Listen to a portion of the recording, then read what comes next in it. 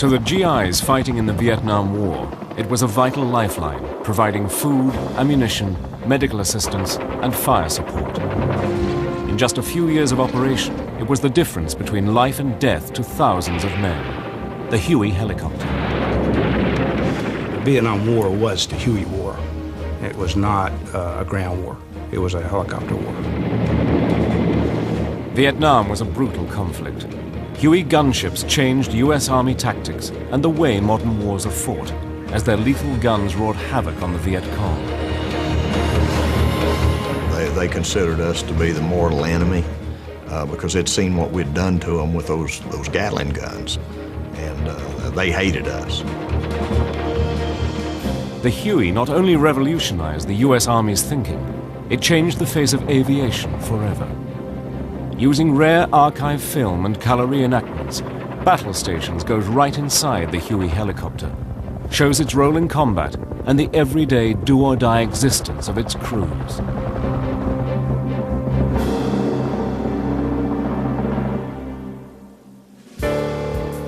Helicopter development dates back to the early part of the 20th century, when the first rotary wing flight took place.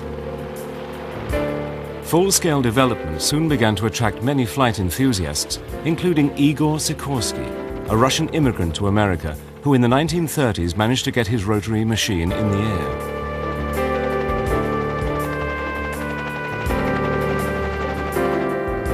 At the same time, a brilliant young American engineer, Arthur Young, was also experimenting with rotary wing aircraft. Using models, he discovered that independently hinged blades follow the movement of the mast, and by fitting a stabilizer bar to the mast, the performance improved dramatically. In 1941, Young and another brilliant engineer, Bartram Kelly, took the initiative to demonstrate their new model to Lawrence D. Bell, founder of the Bell Aircraft Company. Two gentlemen, young kids, called and said they'd like to come and talk to him. That was Art Young and Bart Kelly. They had a model helicopter. They plugged in the wall, had a rotor on it, and they could guide the thing, and they landed on Larry Bell's desk. He was absolutely amazed. Larry Bell agreed to build two full-scale prototypes, designated the Model 30. Arthur Young is seen here lifting one off the ground for the first time. The project was centered in an old garage in Gardenville, New York. Here, Floyd Carlson, a Bell test pilot, tested the Model 30 for several months, making various adjustments until it crashed during a test run.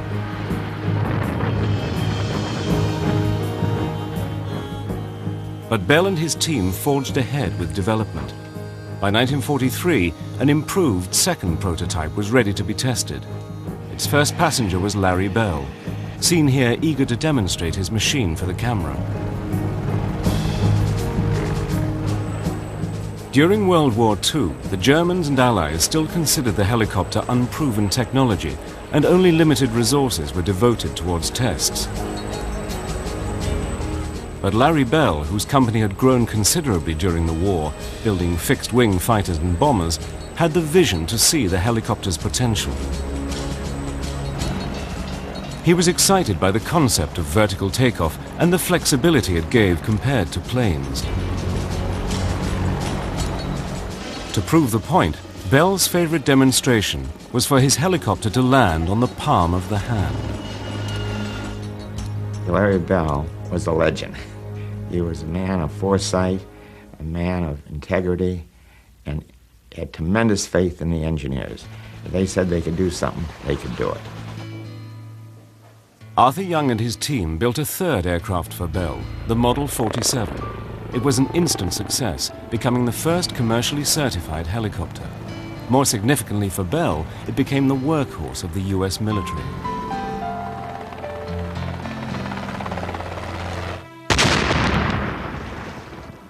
The US Army first deployed helicopters in large numbers during the Korean War from 1950 to 1953. Their primary role was for scouting and medical evacuation.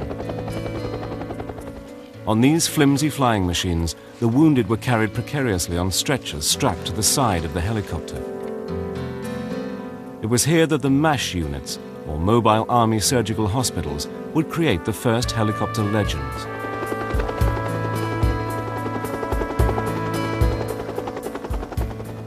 Korea had provided the US Army with much valuable information on the use of the helicopter in war and its possible effect in future conflicts. The integration of helicopters in the place of ground vehicles to permit units to do recon, to maneuver, to do fire support. In other words, of everything that happened in combat by the use of air mobility. And the helicopter was so key to that, it was just a natural answer to the Army's requirement. After the Korean War ended, the Army asked American manufacturers to design a new utility helicopter wide enough to carry a stretcher inside the fuselage and with an 8,000-pound payload. At the time, helicopters were powered by piston engines. But research had begun on a new gas turbine engine. With their lighter weight and considerable increase in power, gas turbines held a strong advantage over the outdated piston engine. Running on gas turbines also meant the engine could be mounted on top of the fuselage, allowing more valuable cabin space inside the craft. Bell's engineers developed a turbine-powered utility helicopter, the XH-40. The United States Army was impressed and awarded Bell a contract. We had a good design team. We had Bart Kelly as our leader, and we had some other key engineers that were running the show. They had a lot of maintenance experience, they had a lot of field experience, and we had pilots that lived flying, and they knew what the aircraft ought to do. Bell's new helicopter was originally called the Iroquois by the US Army. When it went into the production phase, they called it the H helicopter U utility 1. So then that was HU, and the GIs put the name Huey on it from Huey, and that's how it got the name Huey. The nickname stuck. The Army was keen to integrate the Huey into a new strategy of air mobility and immediately recruited a new generation of warrant officer pilots. Men who entered the Army specifically to fly helicopters under a far-sighted program that began in 1951. The new program, which lasted 9 months, gave recruits without college degrees the opportunity to become helicopter pilots. All they needed was the intelligence and desire to fly. In all of my life, people have asked me about how do you fly a helicopter. I've always tried to come up with a nice analogy about, well, flying a helicopter is a lot like. And then you're stuck because there's not really anything a lot like it. You must use both hands and both feet simultaneously, and you have to move them in a variety of directions. Some are dependent on the other and some are not. The left hand is the collective, which controls going up and down. On your right hand, you have a cyclic stick, which makes the aircraft nose go up and down or back and forth and left and right. The trick comes when you do what's called hovering, and that's stopping a helicopter in mid-air, and that requires the feet.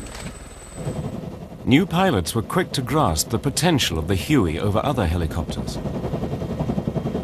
We trained at Mineral Wells, Texas, and I flew a Hughes helicopter there. And then the last 2 months at Fort Rucker, Alabama, we started flying the Huey. And it was like a Cadillac compared to these smaller things that we used to fly. But it was far from a smooth ride for Bell.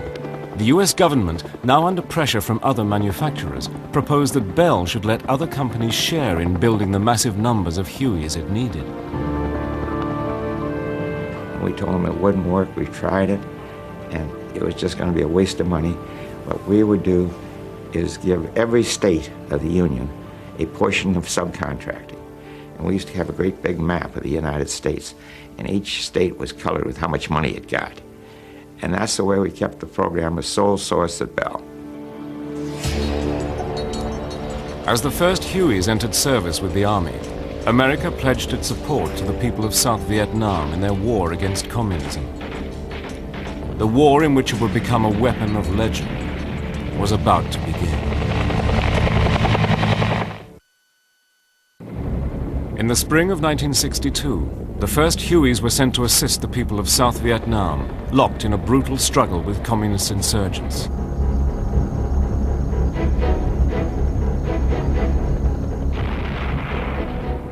Vietnam had been a French colony until 1954, but when the French were finally driven out after a long war of independence, the victors could not agree on who should rule. The country was divided by international agreement into Communist North Vietnam and the Democratic Republic of South Vietnam. Under the leadership of Ho Chi Minh, the Communists rejected partition. In retaliation, they created the National Liberation Front, known as the Viet Cong, to wage a guerrilla war against the South Vietnamese army. Originally, the American government only intended to send military advisors to support South Vietnam, but it soon became clear that unless they undertook major combat missions themselves, the South would not survive. We have made a national pledge to help South Vietnam defend its independence, and I intend to keep that promise. By 1965, large numbers of American combat troops began pouring into South Vietnam. In the capital, Saigon, the Viet Cong retaliated by stepping up their bombing campaign.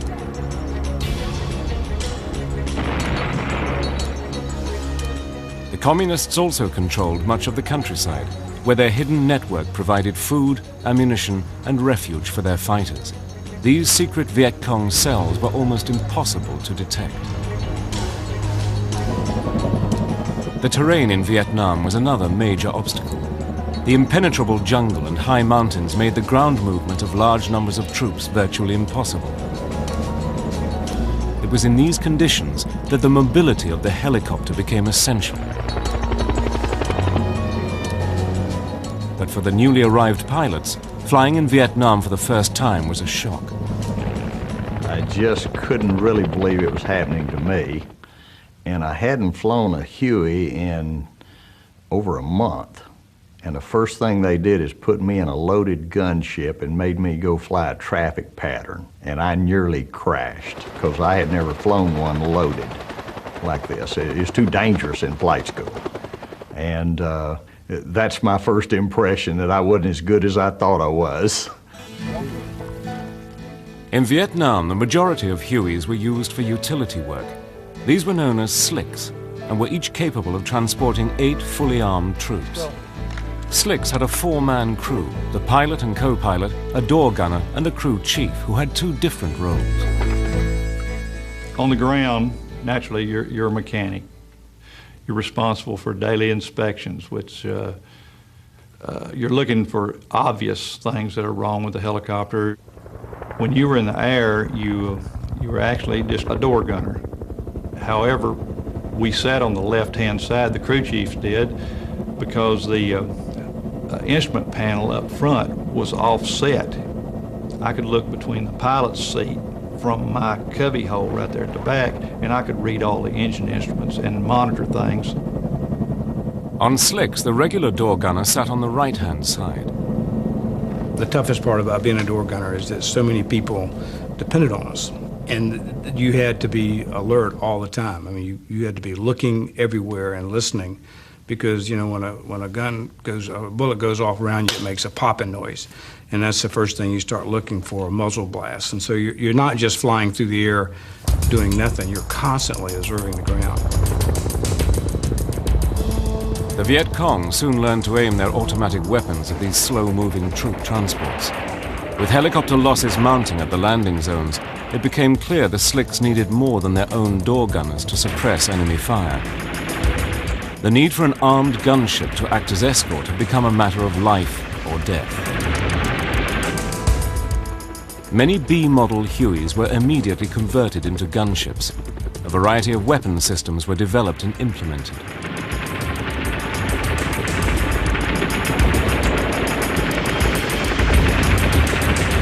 Door gunners also tried new tactics.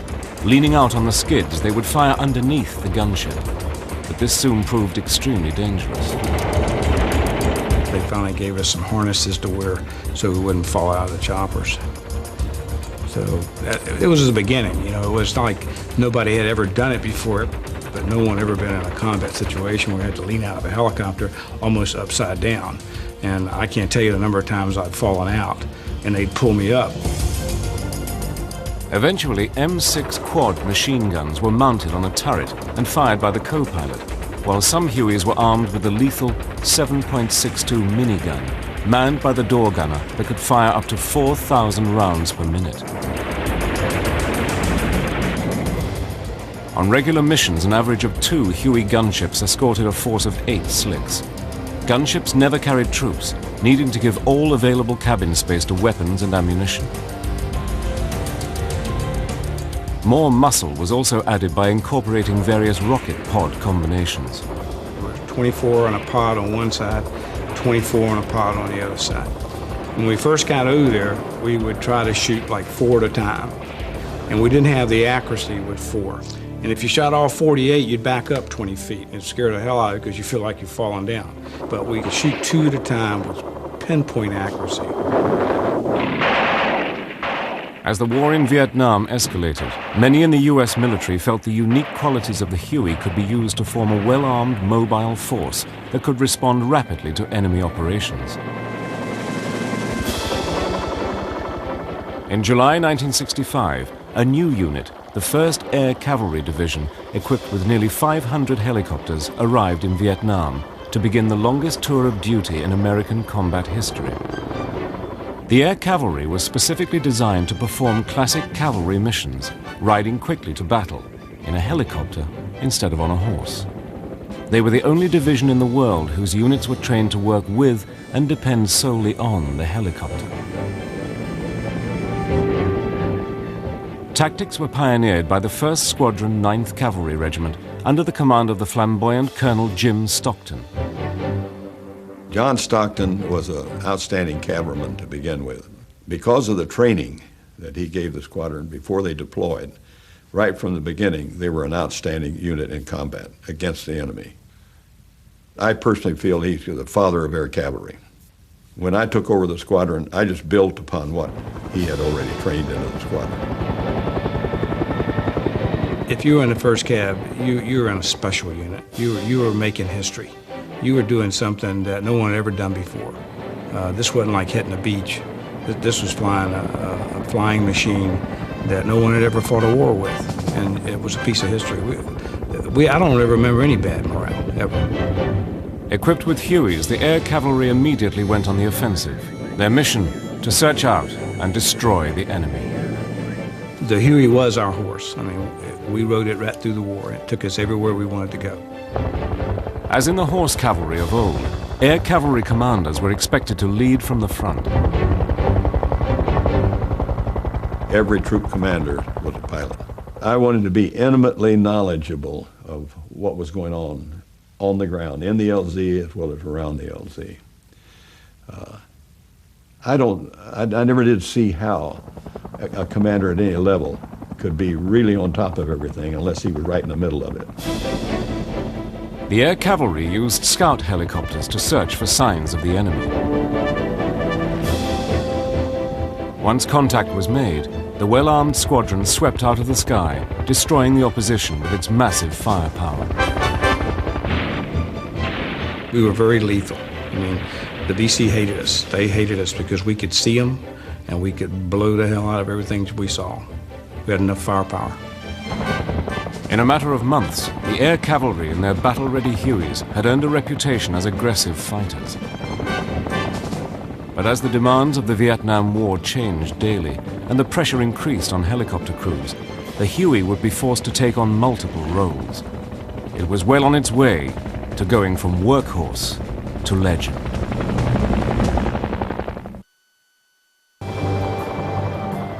The war in Vietnam was one in which the speed of deployment of men and firepower was vital. By 1966, 500,000 American and 750,000 South Vietnamese were fighting in South Vietnam. the Huey had become a crucial element in the logistic support of these men. In addition to regular combat sorties, the Hueys would also fly ash and trash missions, the routine fetch and carry duties that were part and parcel of supporting US and South Vietnamese forces. Slicks would fly 2 to 3 times as many hours as gunships. When gunships went out, they went out to kill people. We went out every day to do everything imaginable. Literally, you're carrying people and anything that needs to be carried. The demands of war meant Hueys often transported loads that far exceeded their normal weight limitations. The flying skills of the pilots were pushed to the limit. We load them till they would not hover. And we use the springs in the skids to a lot of times just pick it up as you were sliding, get it up about 1.5 feet and then drop it. And bang it, and you'd use the recoil off the skids to pop it into the air. The damp, tropical climate of Vietnam often hampered ground support of the helicopter fleets. The highly trained ground crews sweltered in the heat of summer and endured the cold downpours of the seasonal monsoon rains. Rotor blades had to be constantly changed, their surfaces eroded by the sandblasting from fine dust during takeoffs.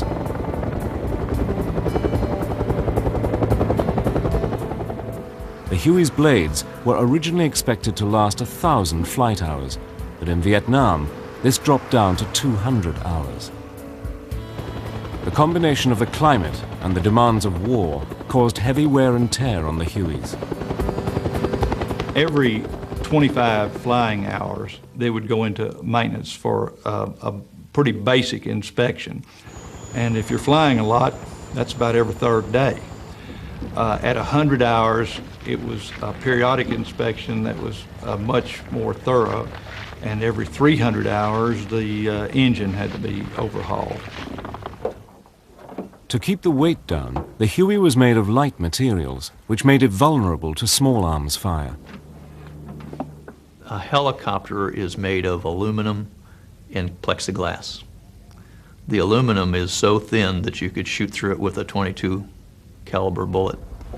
We wore an armored plate on our chest, and we were sitting in armored seats, but your lower half of your body is totally exposed.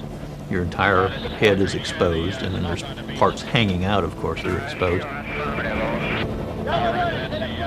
Being hit by enemy fire was a constant threat on every mission.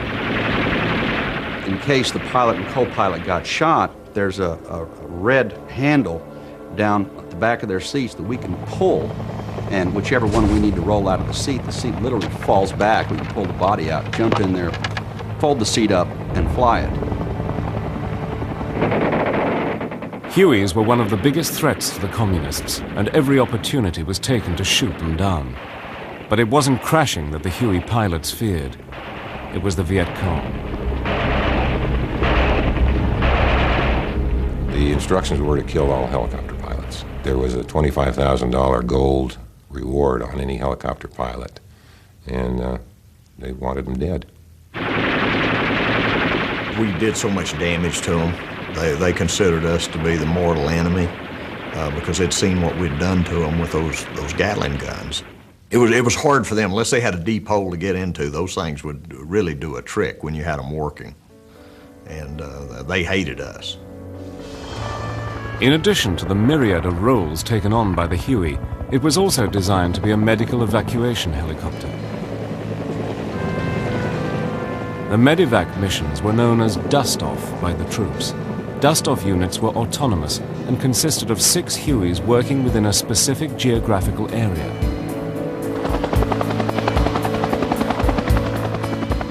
Each Huey had pilot, co-pilot, and 2 medics, one also acting as crew chief. The bravery of these crews was legendary. The dedication of the pilots was exemplified by Michael Novosel, a Congressional Medal of Honor winner. If you've flown just one mission where you saved a life, why, it sort of grows on you. It's catchy. It's almost narcotic. you realize that you have this ability to help. Sometimes that really and truly you're extending a man's life. Not all Army pilots could fly Medivac Hueys, which were equipped with advanced flying instruments. Most of the pilots at that point of the war were not instrument qualified. In the dust-off business, because of the nature of the missions, flying under instrument conditions was absolutely necessary when the weather closed in and the job had to be done. In Vietnam, 51% of combat casualties were due to small arms fire. 10,000 US servicemen lost a limb to booby traps and mines. It was, therefore, a huge boost to troop morale to know that they could be evacuated from the battlefield to an Army hospital in an average of 100 minutes. Of the 390,000 Army wounded transported during the war, 90% survived. Much of the credit for this success was due to the rapid response of the dust-off crews. By late 1967, the American forces had steadily closed in on the Viet Cong. But the Communists were about to launch an ambitious new offensive they hoped would turn the tide of the war. The legendary attack would stretch the Huey and its crews to the limit.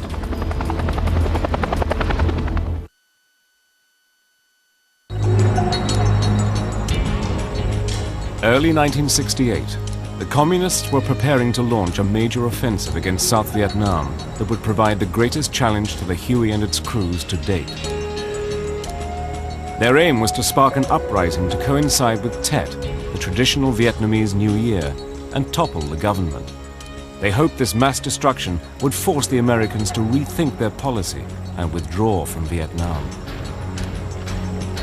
On January the 30th, 84,000 Viet Cong and North Vietnamese regulars mounted simultaneous attacks in more than 100 towns and cities. I was one of the few helicopter pilots in the air when the Tet Offensive started. And we'd been up on a Firefly mission, 2 gunships and a slick with about 12 landing lights hooked up to shine down on the river and catch their sampans as they moved supplies through. So we looked up and we actually thought they set off a nuclear bomb on home base. Many of the helicopter units were taken by complete surprise. They probably took out 3 or 4 of our Hueys just from mortar hits. We had 6 flyable gunships out of 8. They went up. When they came back that day, we had non-legally flyable. They were shot full of holes. We got the other 2 up, and about 3 days later, none of the 8 were legally flyable. The Americans and South Vietnamese were stunned by the scale of the offensive.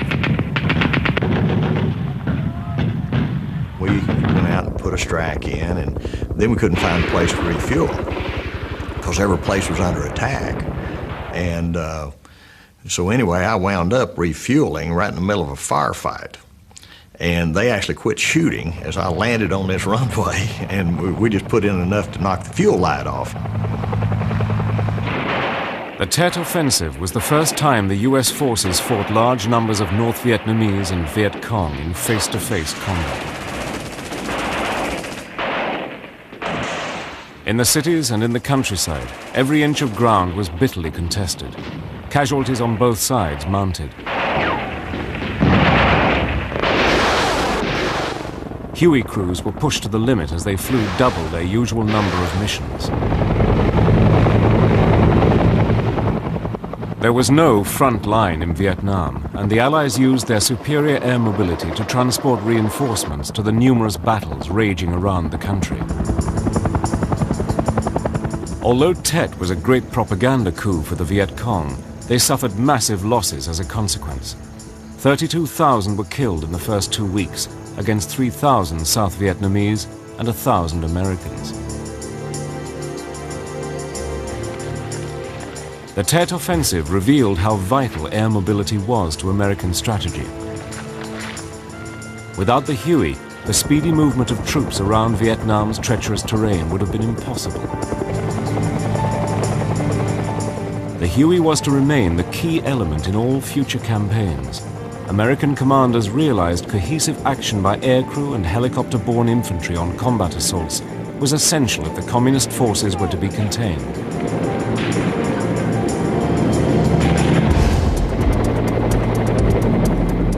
Careful operational planning would also minimize losses.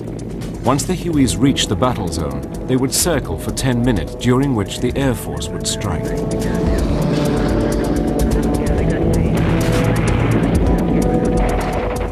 The gunships would then unleash their weapons into enemy positions near the landing zone. As soon as the Huey would come in, we'd drop our loads in 2 to 4 rockets at a time, and we'd peel out. And the crew chief on the left would lean out on the skids and shoot everywhere that we're flying into, and I would lean out on the skids on the other side, with, up like this, and I'd shoot everything behind us so that they couldn't shoot us as we were pulling out. And the next chopper would come in and be doing the same thing. A colored smoke grenade was dropped to mark the landing zone. This technique of using different colors was adopted to avoid the enemy laying down its own smoke as a decoy.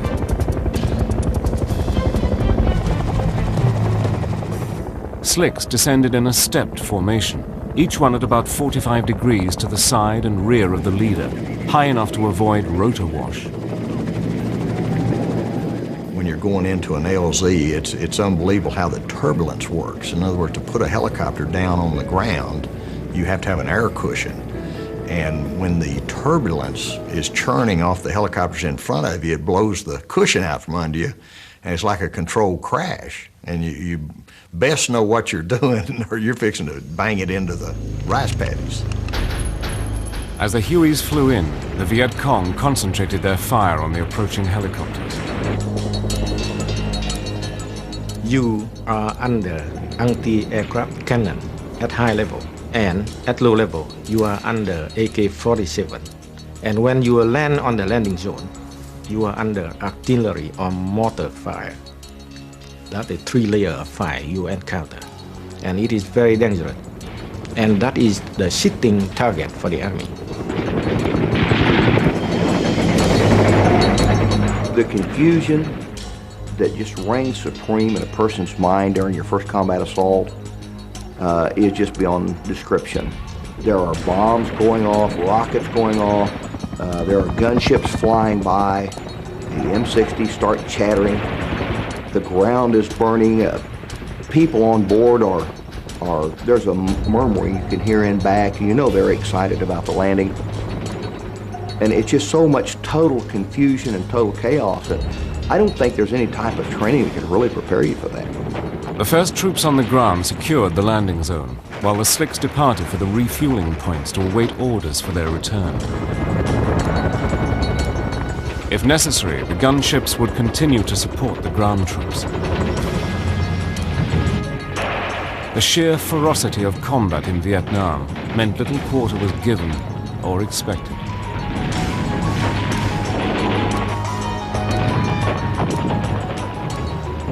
The Huey had proved itself on the battlefield time and again.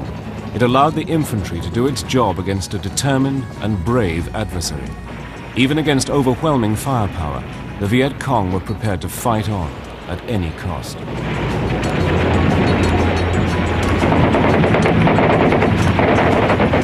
A lot of people looked at them as gooks in pajamas. They were extremely talented soldiers. They were a tough soldier to fight. And they fought as hard for their country as we were fighting for our country's principles. They were damn good soldiers. The superior air mobility of the US forces had helped defeat the Viet Cong in the Tet Offensive. But the Ho Chi Minh Trail, a series of communist supply routes winding through the jungle, was still open. Supported by Hueys, American Special Forces teams were deployed to search out and destroy this vital Viet Cong lifeline.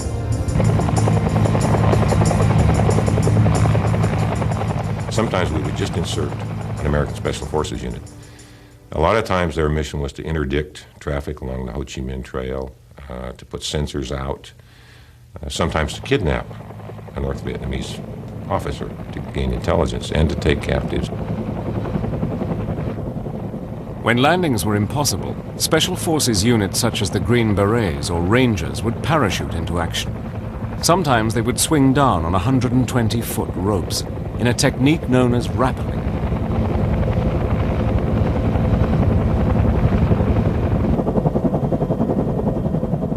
Secrecy was the key to successful operations. Because of the rotor noise, pilots tried to avoid alerting the enemy until the last possible moment. You can't tell always where a sound is coming from. And same is true with a helicopter. You can hear it, but you're not quite sure where it is. And if you stay close to the treetops, it's much harder to see one. And when you do see it, it's in your vision for a much shorter period of time, so it's hard to get a bead on it. And so we would generally stay pretty close to treetop level.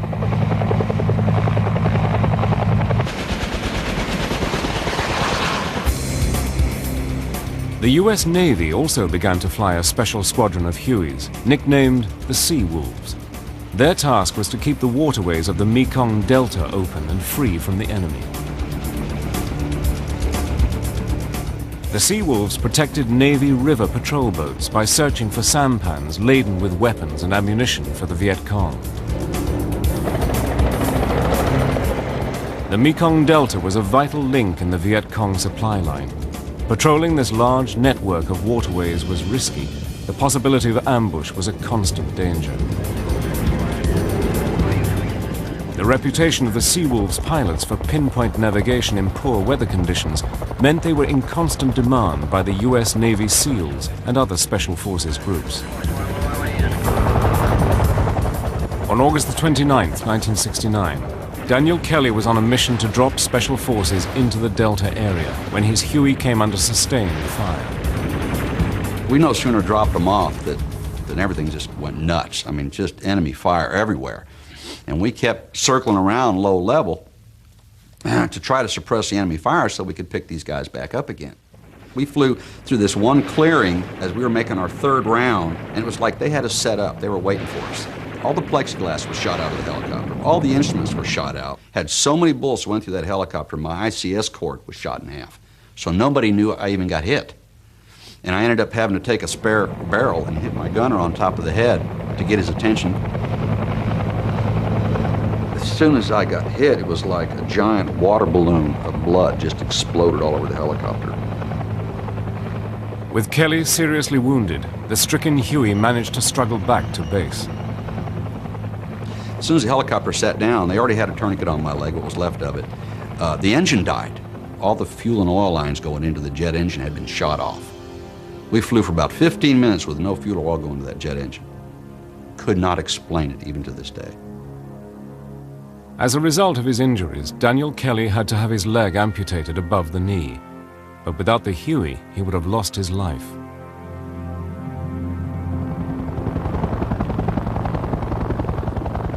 The robustness of the Huey and courage of its crews continued to save lives throughout the war. Michael Novosel had already been flying for 7 hours on a series of medevac missions when he received an urgent request to evacuate wounded South Vietnamese soldiers from the Cambodian border. We have a mission that we really don't have to take because these are all Vietnamese troops, no American on the ground, no covering fire, no one to talk with, no way of determining who's enemy, who's friend. Despite ferocious small arms fire, Novosel skillfully positioned his Huey for landing. Skidding over the ground in the contact area where I'm surrounded by the enemy also. Never stopping, but only moving, and as the wounded stood up, they were yanked on board by either the crew chief or the medic, depending on which side of the aircraft they were on. Novosel dropped the wounded at a medical station and returned for more soldiers. Over the next 2.5 hours, he flew into the area 15 times. He was forced to abort twice and refuel 3 times. As Novosel maneuvered to pick up the last wounded man, a Viet Cong fired his automatic weapon at point-blank range. And he emptied out his AK at me personally. Of course, he couldn't have done that without hitting me, so I was hit above the knee and below the knee and in the hand. And the reaction caused me to lose control. The aircraft jumped into the air, and skewed off to one side. The co-pilot took control at that critical moment and nursed the Huey back to friendly territory. For his selfless act of courage, Michael Novosel was awarded the Congressional Medal of Honor. Every one of the 29 that we saved was wounded to some degree or other. Most of them had severe wounds, but they could not have lived throughout the night. And I'm sure the Vietcong wouldn't have permitted them to anyhow. Despite the Huey and the success of air operations, it became clear Vietnam was a war that could not be won. Public opinion had turned against American involvement. We won all the battles. We did. Politics lost the war. Although the American presence in Vietnam officially ended in 1973, the Huey continued to fly with the South Vietnamese army. But without American support, the end of South Vietnam seemed inevitable. After the American withdrawal, we flew only 2 or 3 missions a day. The reason is we lack of spare part, component, and even fuel. The artillery can only fly 4 rounds a day. We can only bring very serious wounded soldiers back to hospital. The minor one, we just leave them on the battlefield. In April 1975, South Vietnam finally fell to the victorious communists. The long and bitter conflict was finally over.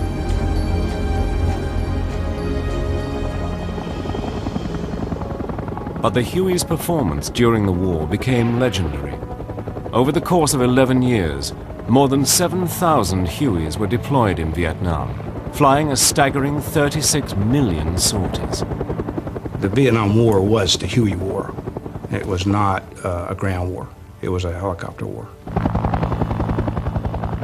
Of the 58,000 American servicemen killed in the Vietnam War, 4,900 were helicopter crews. To the men who lived and fought their war in helicopters, the Huey remains something special.